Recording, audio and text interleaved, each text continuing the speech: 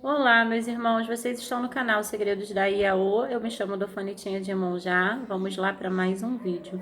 Irmãos, o tema de hoje é bastante complexo e, na verdade, é um alerta para os irmãos que querem se iniciar no culto tradicional e também no culto Aifá, principalmente para os irmãos que estão se deslocando, saindo das suas cidades para se iniciarem em uma outra cidade com sacerdotes aos quais vocês não tiveram convivência, onde vocês não conhecem, tá? O vídeo de hoje são alertas referente a isso por conta de relatos que eu tenho recebido, tá? Nos últimos meses, e eu decidi vir aqui trazer esse alerta e partilhar com vocês algumas opiniões que eu formei diante de convivências, de experiências e também de relatos, tá? É um assunto bastante sério, peço para que vocês tenham um pouco de seriedade, coerência antes de decidirem alguma coisa sobre a própria espiritualidade de vocês, tá? E antes disso eu vou me apresentar rapidinho. Eu fiquei durante 11 anos aí na Umbanda, para quem ainda não me conhece. Depois eu fui para o culto do Candomblé, aonde eu me iniciei para o Orixá Iemonjá na Nação Queto. Tenho 1 ano e 8 meses de iniciada, tá? E hoje eu tô dando andamento à minha vida religiosa, abrindo o meu templo espírita Unidos pelo Axé, onde vai ser um terreiro de Umbanda, tá, meus irmãos? Até que eu possa completar os meus 7 anos de santo dentro do Candomblé e também futuramente está dando seguimento pelo culto ao Candomblé, tá? Cuidando de orixá, tudo direitinho, tá bom, meus irmãos? Então, vamos ter bastante cuidado, né, quando vocês fazem um jogo à distância, por videochamada. E o Babalaô, né, naquele momento, ele trouxe para você uma certa credibilidade, pois as coisas que foram ditas ao longo do jogo bateram, teve coerência, fez sentido para vocês. E a partir daí, você toma por decisão fazer a iniciação ou para aquele determinado orixá ou para o culto Aifá, de acordo com as orientações que você recebeu através do jogo. Até aí, Odara, tudo bem, a gente tem mesmo que buscar o melhor para as nossas vidas, né? Só que nós temos que ter um certo cuidado, porque eu tô vendo pessoas, né, se deslocando das suas casas, das suas cidades, indo para outras cidades para se iniciar. A iniciação não tá barata, as mais em contas aí estão saindo em torno de 5 mil a 15, 16, 17 mil uma iniciação para o culto de Fá, tá? E eu vou bater também algumas teclas, porque existem dois pontos, né? Aquele que muitas vezes nós temos estamos aí ouvindo falar, que é: por que os 21 dias dentro do culto do Candomblé? Para que isso, se na época dos escravos eles não tinham tempo para ficar recolhidos, as iniciações eram feitas do dia para a noite, né? Dentro do culto tradicional, a iniciação é feita também do dia para a noite, entre 2, 3 dias, não é isso tudo demorado? Por que aqui no Brasil é assim e tal e tal e tal? E aí as pessoas comparando, pegando essas informações, como um dia também eu já questionei, já pensei dessa forma, tá? Dos meus porquês. E hoje eu digo para vocês que eu acredito que uma explicação coerente, né? Foi uma explicação, outro ponto de vista dado por Maria Padilha, e para mim faz bastante sentido, então eu vou também estar dividindo aqui com vocês o porquê desses 21 dias e por que não dá para ser tão simples, né, como se diz.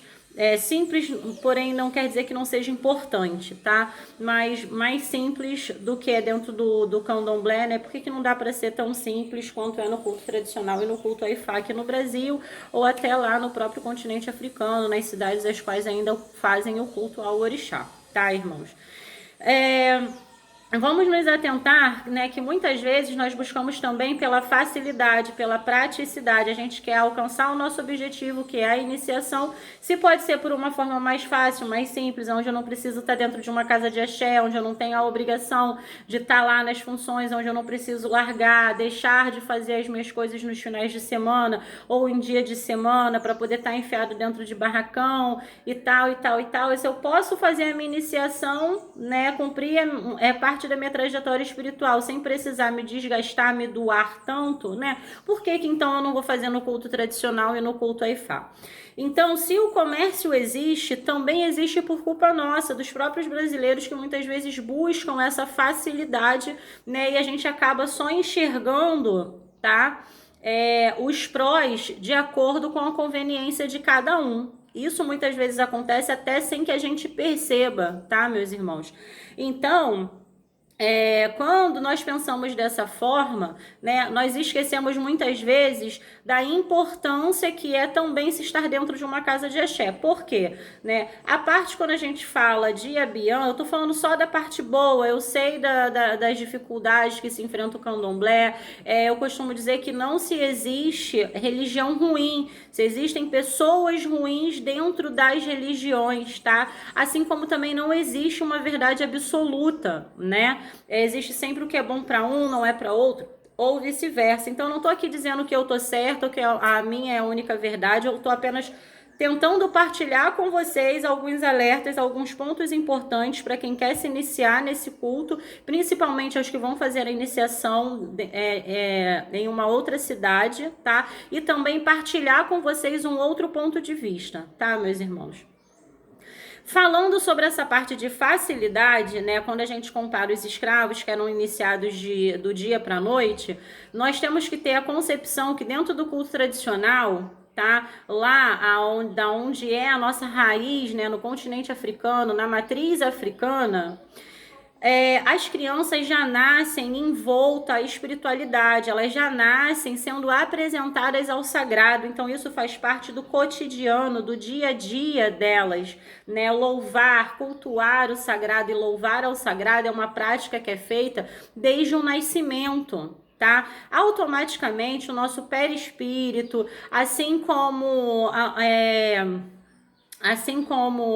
o ori, né, o psicológico, o espiritual, o emocional, eles já estão acostumados e habituados àquela prática. Então, automaticamente, eles também já estão preparados, né, para os rituais, para uma iniciação ao culto ao orixá, tá? Então, eles já nascem dentro dessa espiritualidade. Nós aqui no Brasil, infelizmente, não temos essa prática, né? Poucos têm de chegar, de ter o seu filho nascido e já apresentar e fazer uma iniciação para o culto do orixá. A grande maioria prefere esperar ele crescer para que ele possa ter aí o livre arbítrio de escolher. Com isso, né, nós chegamos à fase adulta quando a maioria busca por uma iniciação já está na fase adulta, e aqui no Brasil nós temos uma ligação muito grande com a parte material, com a nossa vaidade, com aquilo que vai distante do que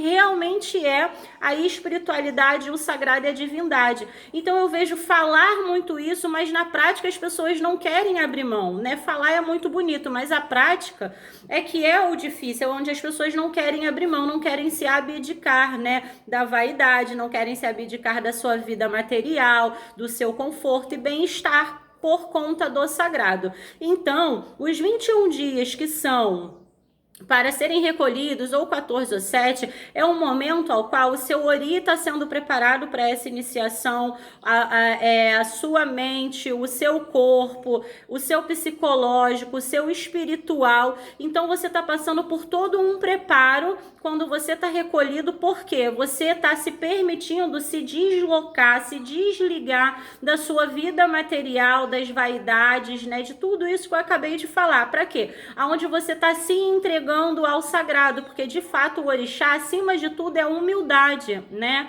É humildade, é amor, tá? São as coisas mais simples aonde se tem o orixá. Então, aqui se tem esse tempo, né, de recolhimento, para quê? Para que a gente possa se distanciar do que é distante do sagrado, que é a vida material, vaidade, a vida mundana num todo, bebida, amigos, estresse, aborrecimento, trabalho, né? O nosso dia a dia, e para que a gente possa, então, se aproximar do nosso sagrado, da nossa divindade, para que a gente possa, então, conseguir sentir a energia. Energia não se é falada, energia se é sentida, né? E cada um que já teve dentro de uma casa de axé, seja passando pela parte de Abian, Iaô, Ebome, cada um de vocês que já tiveram contato com a espiritualidade, vocês sabem o que é sentir um arrepio, do que é sentir o coração disparar, as pernas tremerem, fraqueza nas pernas, a cabeça fazer assim porque você está envolto a energias, né? E depois você perceber que tudo isso são energias maravilhosas, porque você está sentindo a presença, né, da sua divindade, você está sendo embalado, né, pelo seu orixá, ele está mostrando que ele está ali para o que você precisar. Então, quando a gente passa por esses momentos de recolhimento, é o momento onde você está se permitindo a entrega para o sagrado, se permitindo a humildade, né, para que você se conecte ao sagrado. E aí, né, em contrapartida com o culto tradicional e o culto a Ifá, as iniciações, muitas vezes, os relatos que eu estou recebendo são pessoas que estão saindo das suas cidades, fizeram um jogo, acreditaram, foram para uma outra cidade para poder se iniciar com Babalaô, chegam lá, por exemplo, na sexta-feira, né, normalmente final à tarde, até que seja pela manhã, aí vai aquele processo de chegar, conhecer, né, oi, tudo bem, aonde vai dormir, comer e tal. Aí no sábado se tem a ritualística para a iniciação, que é uma coisa que é mais simples, tá? E no domingo, normalmente a pessoa já está retornando para a sua cidade, né? Então tá durando aí em torno de 1 a 2 dias uma iniciação para o culto a Ifá ou para o culto tradicional, porque a ritualística é muito mais simbólica do que é feito no candomblé. Não quer dizer que não seja importante. Porém, né, as pessoas têm me dito o seguinte: eu não senti a energia que eu esperei que eu fosse sentir, eu não senti a expectativa que eu criei, não se teve, né, foi tudo muito rápido e aí outras levaram os seus ibás para casa, é aquela história, né? Procura, oferta, né? Então você paga por um serviço que é pela sua iniciação, você paga pelo produto que seria o seu ibá, o qual você vai levar para sua casa. Então as pessoas já não tiveram aquele tempo de abraçar, de sentir a espiritualidade, porque é tudo muito corrido, né? Tudo muito rápido. Elas levam os seus ibás para casa, mal tiveram tempo para se conectar com aquela energia, levam os seus ibás para casa, aí vão com apostilas online ou com alguns, né, ou apostilas físicas para que elas possam ler, aprender. É importante, a parte teórica é importante, mas vamos nos atentar que mais importante do que a teoria, meus irmãos, é a prática, é vivenciar, é sentir na pele, é ver, sabe, é participar das funções, é participar das ritualísticas. E a pessoa que tá se iniciando fora, ela não tem esse tempo, então ela volta para casa com toda uma parte teórica para estudar. Muitas estão passando mal, estão chegando em casa, estão sentindo mal-estar, estão sentindo irritação, dentre outros sintomas, sem saber o que realmente significa, se é porque não estão sabendo lidar com essa energia, se é porque foi feito alguma coisa errado, será que foi feito certo, será que é porque eu não estou sabendo lidar com essa energia, será que o meu santo está no lugar que ele queria, como é que eu vou dar OC? Ele me ensinou a dar OC lá, mas chegando em casa eu sinto, as pessoas tendem a não se sentirem preparadas para poder fazer o que aprenderam lá na hora, porque é um tempo muito curto, 1, 2 dias, o que são 2 dias para aprender sobre o sagrado? Não é nada.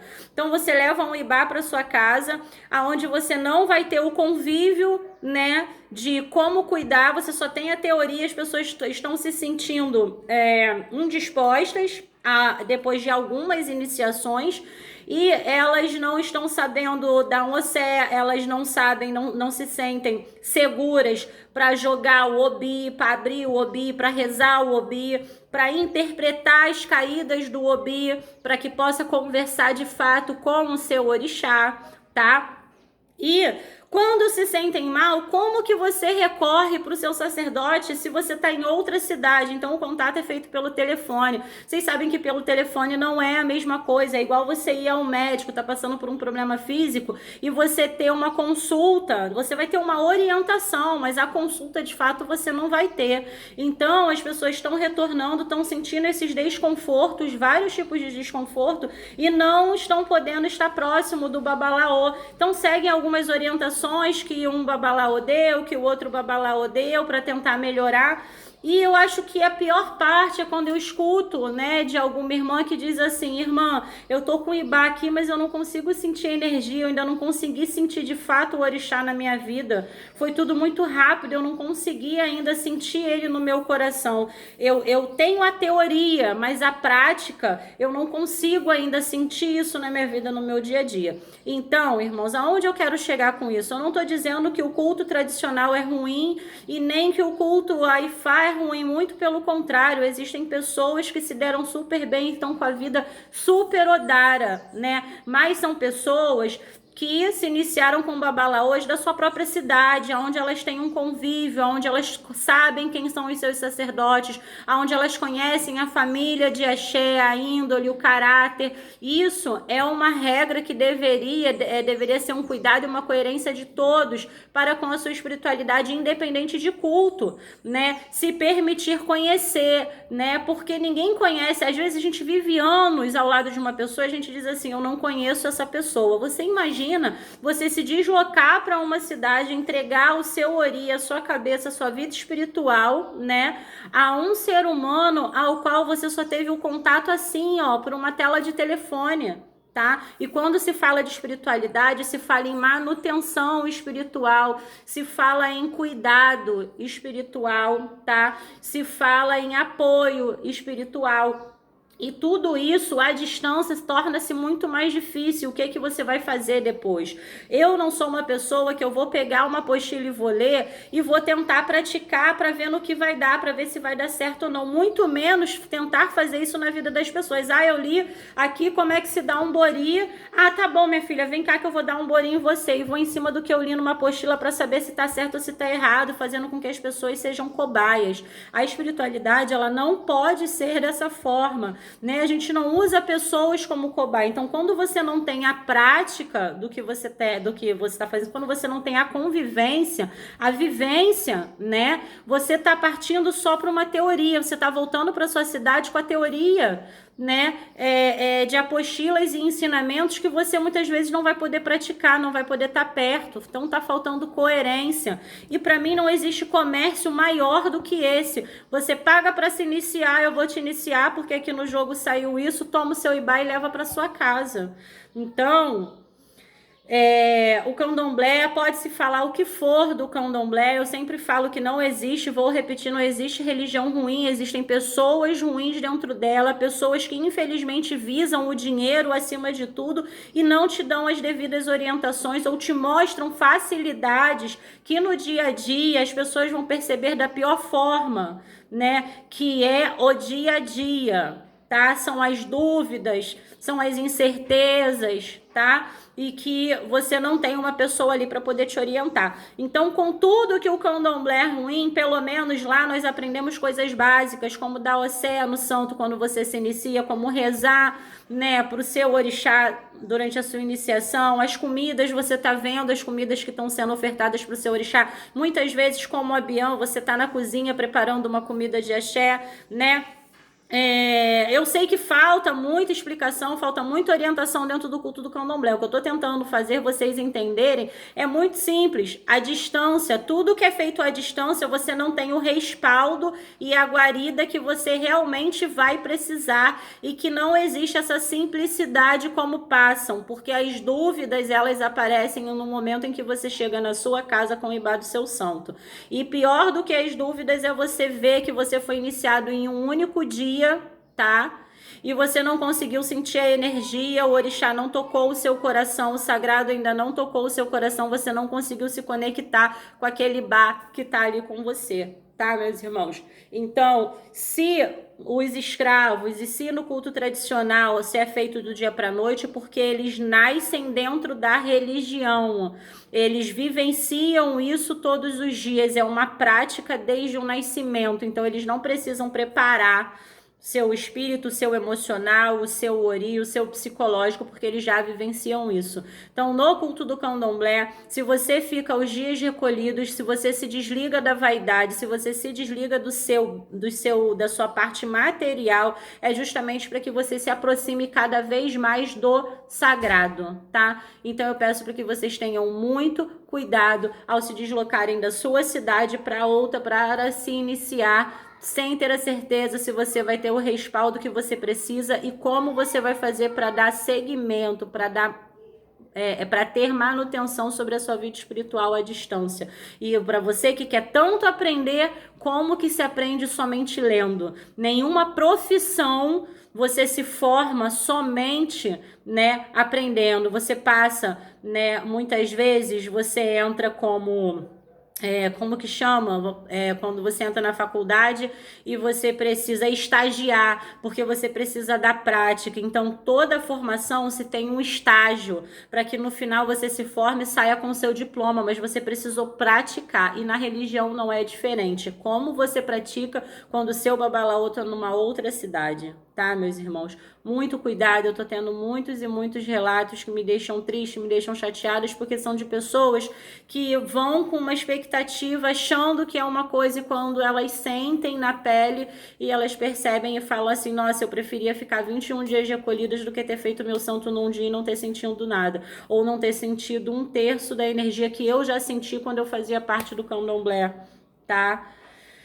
Então, se cuidem, tá, meus irmãos? Quem tá aí até o final, peço para que vocês deixem o like, para que vocês deixem o depoimento de vocês, para que vocês deixem a opinião de vocês. Críticas construtivas são sempre muito bem-vindas, tá? Peço para que vocês compartilhem com outros irmãos, para que esse alerta chegue, para que essa visão chegue, né, para outros irmãos, tá? Vou deixar meu telefone aqui na descrição do vídeo para aqueles que tiverem interesse com o baralho de Maria Padilha, tá? Consulta oracular. E é isso. Um beijo e até o próximo vídeo.